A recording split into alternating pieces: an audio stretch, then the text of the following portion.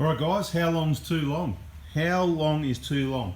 How long do you keep the car for? Or how long do you keep the Prado for? How old's too old? How many kilometres? What year? You know, you want the short answer? Oh, you know, yeah, when it's 5 years old, just sell it. Or when it's got 100,000 Ks, just sell it. Or is it 10 years? Or is it 200,000? I don't know. I'll give you some answers, but there needs to be a bit of detail with that. So we've talked about it before. I think I've got a video. It might be called "How Good Are These Cars?" And I might have even touched on it in that video. How good are these cars? Because they are just awesome. Now I'm going to give you my answer, and then I'm going to give you an answer that might be suitable for you with all the details, so you can work it. I like to give you the information so you can work out your own answer. Okay. Obviously, I've got the experience owning, using, working on these vehicles, but I don't know exactly what your job is, how much money you got in the bank, what you earn. Whether you want to be rich and famous and put all your money into other investments, real estate, or you just want to be simple, whether you want to be the minimalist, you know, and you want to be simple and you want to do things value for money, or if you haven't got any money. So I'm going to give you all the reasons why, so it helps you make, so it's like financial advice, isn't it? So we do have to have a disclaimer now.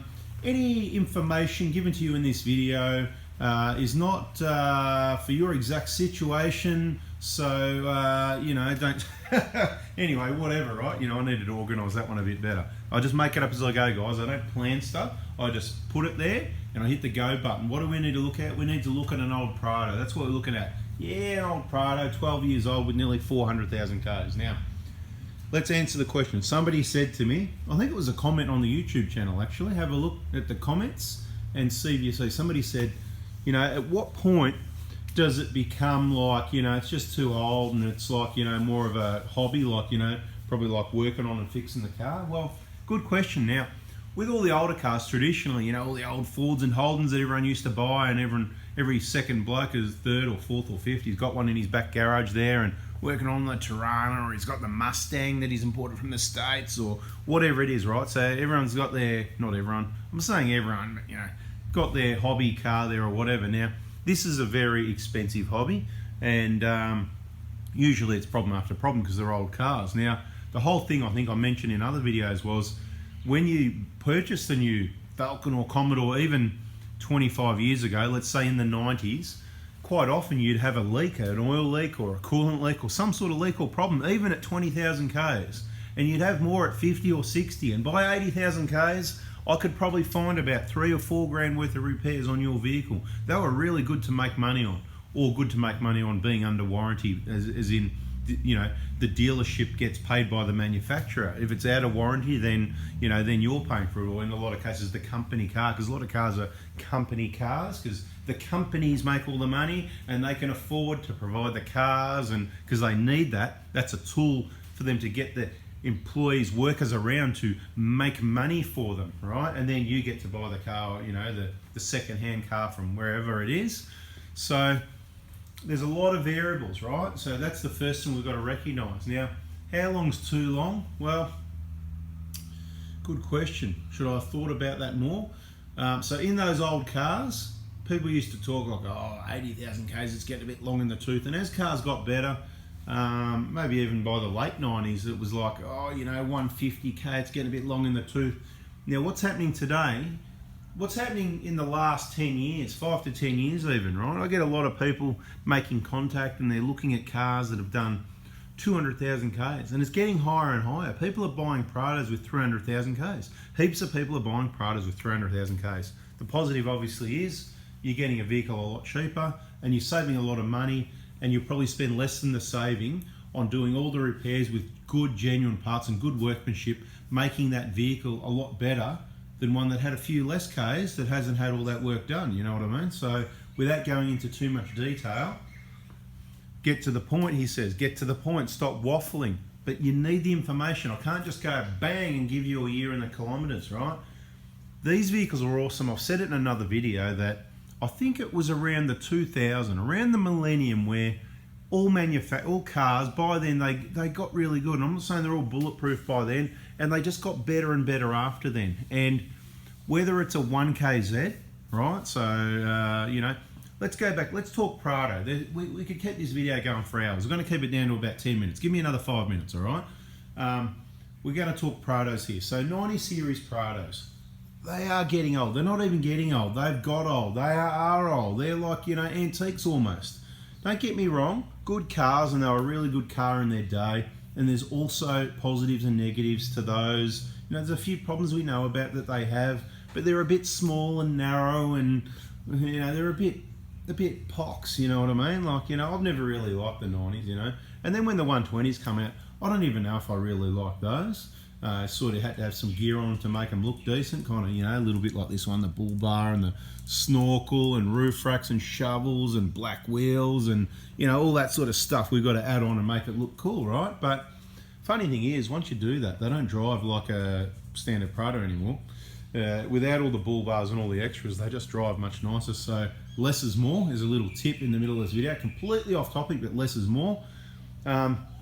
So what am I trying to say? The old 90 series, you know, yeah, look, they go all right. They're not going to fall apart. They're good cars. So at what point, the thing is, if you're just using it around locally within a few hundred Ks of home and mainly school and shops and all that, I think even the 90 series you can push out till it's quite old.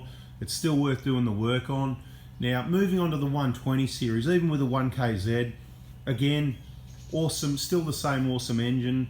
The 120 is an awesome car. It's kind of like, in my opinion and experience, kind of like one of the best cars ever built. So to answer the question from my position, what I'm thinking, this 120 is not going anywhere. And it's not because, oh, you know, you're a mechanic or you're a diesel fuel system specialist or 1KD expert or a Prado specialist or whatever you want to call it.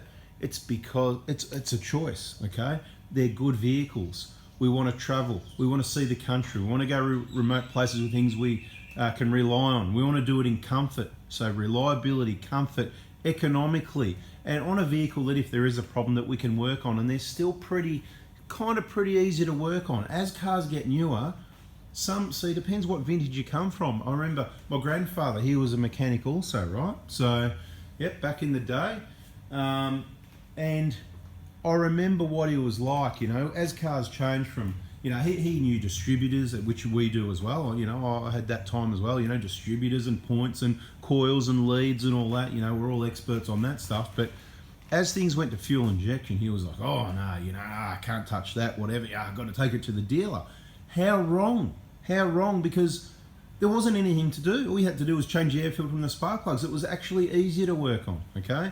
Now, what I'm saying harder to work on, they're actually easier to work on in some ways. There's less to do with all these cars as they get newer. There's less maintenance. But when there's a problem, they're harder to work on. They're harder to diagnose and to work on. So that's something to take into account. When you're saying how long should you keep it for, well, you get into the newer it is, in my mind, see maybe I'm just getting too old, but in my mind, the newer it is, the less long amount of time you want to keep it, you know, like how long before that DPF box and it costs you $4,000 or $6,000 or 13 grand or whatever people want to say it costs, right? How long before that intake is completely caked and it's got to be clean and it's going to be more fun getting that off a 1GD than it is on a 1KD, right? So my answer is, how long, you know, like this one's only 400 Ks, I'll rely on it, no problem at all. But I do the maintenance and I look what's going to, based on averages, right? From what we see on other Prados, you know, if we see 100 Prados and only one has something fail, I'm going to look at that. I'm going to start looking on every car. I'm going to go, you know what? I'm going to check all the highest K cars, that component, and go, you know what? These aren't the best now. Let's change them, you know? Like those clips, you know, you can't see it from here, but, you know, around about there's a little plastic clip holding that heater pipe. And they get a bit old and brittle and they don't bust or fall off or anything, but I just want nice fresh ones. They're like $5 or $10 each, so we just change them, you know. We keep it fresh. So, and you sort of say, at what point has that got to end though? Because you're right, because, you know, you just keep pouring all this money in. But the thing is, a new car, the prices just keep going up and up. A new Prado now, you're up around, what, 70 grand or something like that, plus all your accessories. You're spending 100 grand on a car.